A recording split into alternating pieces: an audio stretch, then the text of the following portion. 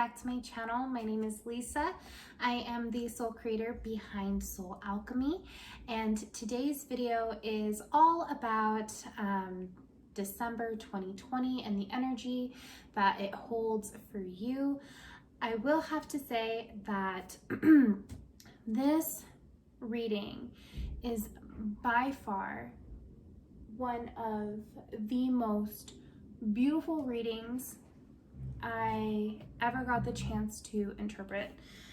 And obviously there is a reason for that. Going into this reading, I do want to say I am not a professional astrologer, but I will be bringing up some astrological points that I have done my research on, and I really do feel is going to strongly affect what happens in December 2020. Now, with that being said, I would like to get into today's reading. So I have my notes here, and I'm going to be going over some astrological points first. I really do think that I really get a strong feeling for Venus and Neptune for some reason, along with Chiron. I feel like those three major astrological figures are gonna be really strong in their energy that they're gonna be throwing out this coming month. But the biggest one, and this one I really do feel is going to be a turning point that literally kind of, I don't want to say like slingshots into 2020, but it's definitely a very slow, a very gradual buildup. Obviously, this year has not been very kind to very many people.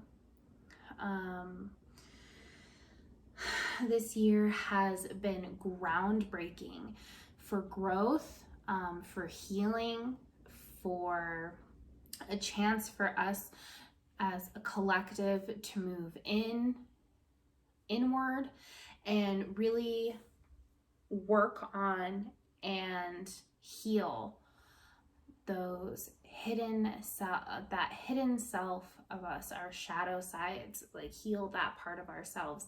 And the more I see this message, it is probably the most perfect message for, not perfect message for closing out 2020 and really kind of just moving into 2021. Now, with that being said, let's get into the tarot cards. I also have some oracle cards, which one I got today, and I'm super excited to use this. Sorry about that. I got a phone call on accident. I thought my phone was on Do Not Disturb, but all right. Anyways, getting back into it. So this month, I really do feel kind of like projects us back in, or kind of projects us forward into like those aha epiphany moments, right? So to get started, we have the Jupiter-Saturn conjunct, and they're going to be conjunct in the sign of Aquarius. One of the biggest things to me that is really standing out is that Saturn in Aquarius is about building the future, moving into newer parts of ourselves. So really just kind of bringing in a new energy that didn't have a place before, but it is giving us the responsibility of being responsible for one's self. With that being said, let me get started with these cards because I'm really excited to share them with you. So this first lot that I have, we have the High Priestess, the Four of Swords, and the Three of Swords reversed with the Two of Wands. And what I see here is that this is an energy that's like, no, I don't want to push forward. I don't know if I can push forward anymore. There is that sense of still looking out upon the horizon and really just kind of, there's still that hope of something changing. There is still that hope of pushing forward into something new, but there's also this like I don't want to say like tragedy, but like there's this feeling of like you don't want to push forward anymore. You don't know if you can push forward anymore. And in that, we have kind of a big lot right here. So we have the King of Wands, the Queen of Wands, the Queen of Cups, and the Five of Swords. And here I see a lot of passion, I see a lot of emotion, I see a lot of drive, a lot of ingenuity, and just kind of like pushing forward, but it's almost like you're stealing a sense of yourself. It's almost like you're hiding a sense of yourself away from others, or possibly even yourself, which is really kind of goes back into the first set of cards with the reversed High Priestess, Four of Swords, and Three of Swords, is just like this, I want to hide myself away. I don't want to show or even acknowledge that there could be potential growth, because you're just so tired and so beaten down. But the blessing in this is when you have the darkest night, which is so fitting for this time of year, because the days are getting the nights are getting longer, the days are getting shorter, which means that we really just kind of go into like this quote unquote hibernation mode, right? Where we kind of just go into ourselves, and when the nights get longer, we end up kind of reaching out towards the stars, right? We kind of start seeing the potential for growth, the perseverance. And with that, I'm going to show you my animal oracle cards. We have the kangaroo, which is gratitude, be grateful for all that you have been blessed with. We start reaching a sense of gratitude, realizing that what we actually have is what actually really matters. And I feel like this year, a lot of us have really sat with ourselves and we're like, you know what? This is what actually really matters. This is what I really want in my life. This is what I'm really going to strive and be. We have the raven, which is magic. Own your power. Own your power. Own who you are. And especially with what is happening in the month of December, we really just kind of sit with ourselves even more, and we're like, you know, this is who I am. Having that responsible sense of self, and stepping into that power, even though we may be tired, we may be run down, we may be listless. Listen, there is still energy, there is still healing to be happening, but once that healing takes place, best believe you're gonna dig through and see it to completion. This is perseverance with the badger, right? And then we have hawk, which is about focus. Choose your priority and eliminate all distractions. I believe we got this one for the month of November as well, which is really just kind of like narrowing it down, where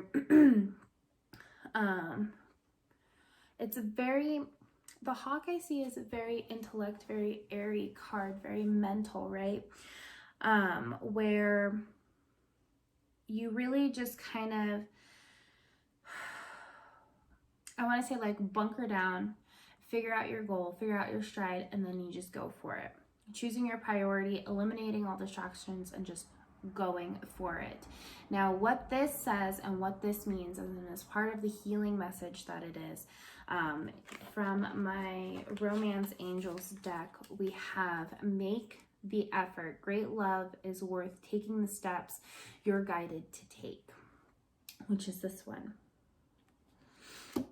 You're making the effort to push forward, to move forward, to heal those wounds, heal what whatever destruction has come your way this year. We have healing family issues. Your love life will benefit as you forgive your parents. Not to get political here, this is definitely not a political channel, but I definitely feel like there have been a lot of topics, a lot of issues that really have caused a drive in family relationships in particular this year. And the more, and especially because this is the holiday season, we have a lot of family gatherings. Healing some of those family traumas, some of those family issues, some those generational curses or whatever have you. I really do think the Five of Swords hits home with this I really do feel like these two kind of like hit home together. It's almost like you're hiding away the person that you are meant to be from your family, or you have hidden away. But with what is coming forward and inching forward, you're healing that part of yourself. You're accepting that part of yourself. And as soon as you heal that and heal and move forward, you can forgiving and learning. Not forgive and forget, but forgive and learn.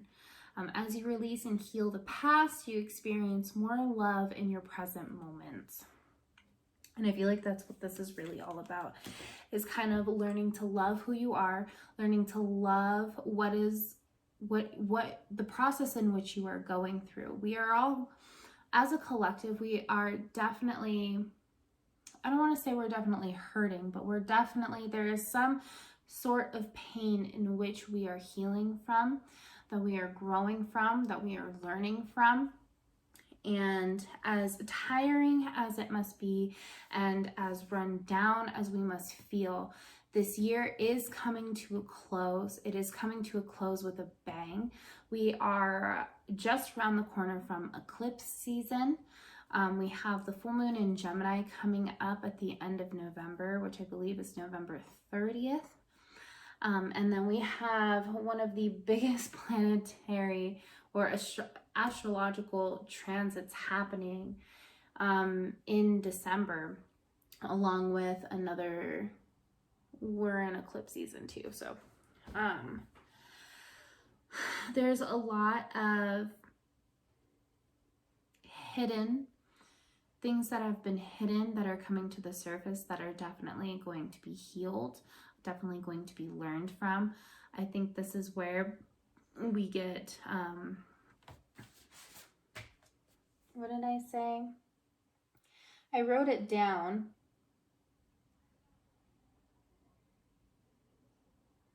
There are moments of weakness where the pain is almost comforting. And in that, when we find ourselves being triggered, we find the parts of ourselves that need healing. We find the parts of ourselves that need the most love. We find the parts of ourselves that we kind of neglect, in a sense. Sitting with ourselves on topics that trigger us, those are the parts that need healing the most. We honestly really need to, I really also see the Five of Swords here acting as, we need to set boundaries on ourselves. We need to be, in a sense, responsible for our sense of self. As much as we want to lash out, and as much as we want to fight and kick and scream, it's really not helping. It's really not healing, and it's really not gonna work for any sense of growth. I think and I feel a lot.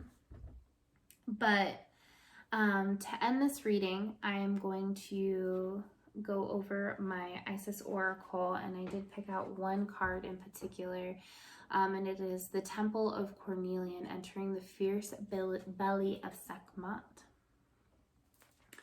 And this card, I have the book here for interpretation, just because these cards have such a deep meaning to them, and I really do feel like you get the most benefit out of reading the card itself. So you have such strength within you. It is time to trust your own boldness and courage. Taking risks that feel true to your heart and engaging in practices that make you feel truly and genuinely alive, embodied in more of yourself, even if not always comfortable, are going to help you live the life you were born to live. What is it? In the fierce belly of Sekhmet, there is no room for procrastination, self-doubt, or turning back. She urges you on to your high destiny, calling you to believe, keep going, reach higher, and expand wider. So, like I said before, as much as it's almost like we're lost in our thoughts. We're lost in here, that we kind of forget how to feel here.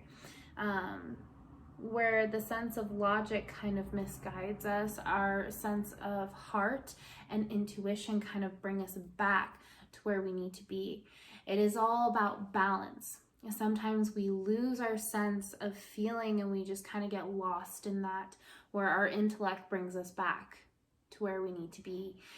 Vice versa, and that's what's happening here. Our intellect is kind of like, I just need to be in here, I need to do this, I need to, very much like constricting your sense of self. Setting boundaries on your sense of self is obviously super needed, but in the fierce belly of Sekhmet is where we really practice engaging what truly and genuinely makes us feel alive. And on that note, I'm going to leave you, ladies and gents, with that. And as I close out this reading, hey guys, so I was editing the video and realized that my ending is gone. It's just gone. So I'm gonna go ahead and close out the video here and now. Kind of a little bit different, but it is what it is. So if you liked this reading, keep in mind this reading is timeless. So if you find this reading or this reading finds you somehow, it is meant for you to hear. Not just for December 2020, but again, if you liked this reading and you want to get one for yourself, I am doing a buy one, gift one. So you purchase or schedule a reading and you get one free that you are allowed